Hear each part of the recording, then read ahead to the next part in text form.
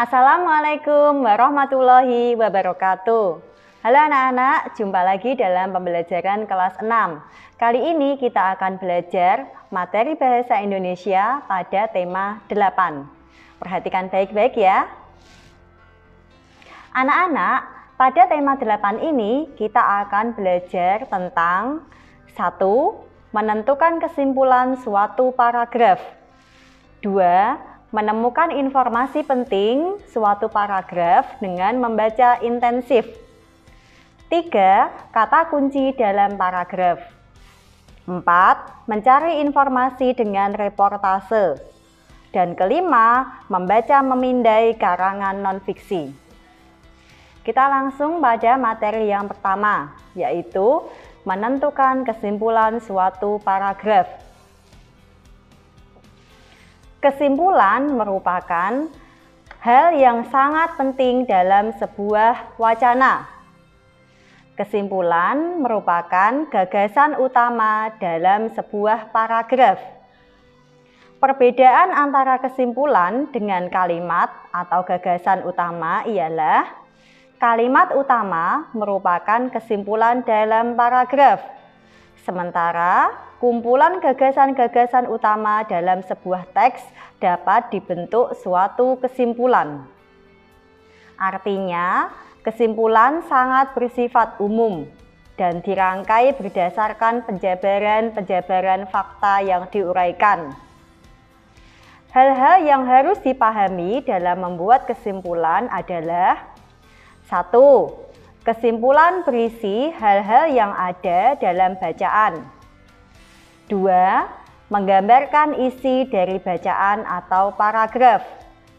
Dan ketiga, berisi hasil dari analisis paragraf atau bacaan. Selanjutnya, materi yang kedua, yaitu menemukan informasi penting suatu paragraf dengan membaca intensif.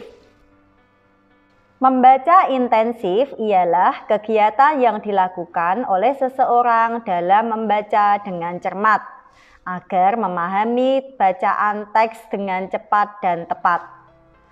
Pengertian kemampuan membaca intensif yaitu kemampuan memahami secara detail isi bacaan secara lengkap, akurat, dan kritis pada suatu fakta, konsep, pendapat, gagasan, pengalaman, perasaan, dan pesannya. Menginjak pada materi yang ketiga, yaitu kata kunci dalam paragraf. Ada beberapa petunjuk untuk menentukan sebuah kalimat mengandung ide pokok atau tidak. Kalimat yang tidak mengandung ide pokok adalah kalimat penjelas atau kalimat sumbang. Untuk menemukan kalimat yang mengandung ide pokok, kita dapat melihat kata-kata kunci yang mengawali kalimat. Kata kunci adalah kata yang terdapat pada sebuah kalimat, kata yang amat dipentingkan. Kata kunci dalam paragraf dapat berupa 1. Kata yang diulang-ulang. 2. Kata ganti. 3. Kata atau frase transisi.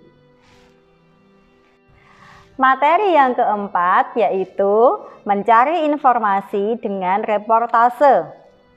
Reportase adalah kegiatan meliput, mengumpulkan fakta-fakta tentang berbagai unsur berita dari berbagai sumber atau narasumber dan kemudian menulisnya dalam bentuk produk atau berita jadi. Reporter adalah orang yang bertugas meliput berita di lapangan dan melaporkannya kepada publik. Laporan dapat berbentuk tulisan, juga dapat berbentuk lisan yang disampaikan melalui media elektronik seperti radio atau televisi. Agar sebuah tulisan bisa disebut berita, harus memenuhi unsur-unsur berita yang sering disebut 5W plus 1H. 5W adalah what atau apa, who atau siapa, why atau kenapa, where atau di mana, dan when atau kapan. Dan 1H adalah how atau bagaimana.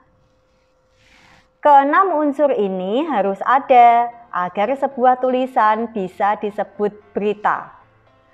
Setiap wartawan harus mencari tahu jawaban dari pertanyaan-pertanyaan tersebut sebagai bahan berita. Selanjutnya, materi yang kelima, yaitu membaca memindai karangan non-fiksi.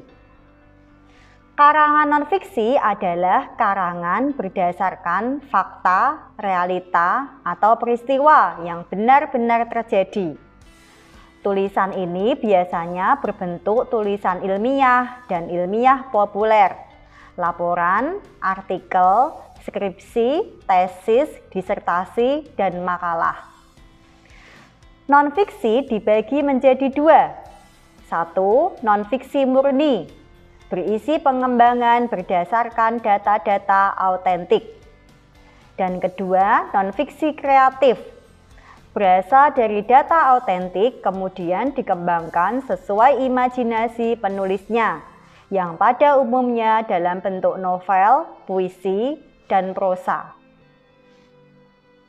Nah, membaca memindai atau membaca scanning yaitu teknik membaca untuk memperoleh informasi tanpa membaca yang lain-lain dengan cepat dan tepat.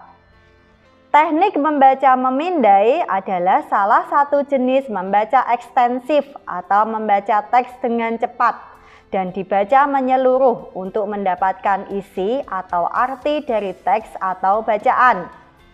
Tujuan memindai untuk menemukan atau memperoleh topik tertentu. Nah, anak-anak, demikian pembahasan kita pada muatan pelajaran bahasa Indonesia pada tema 8 di kelas 6. Selamat belajar dan tetap semangat. Wassalamualaikum warahmatullahi wabarakatuh.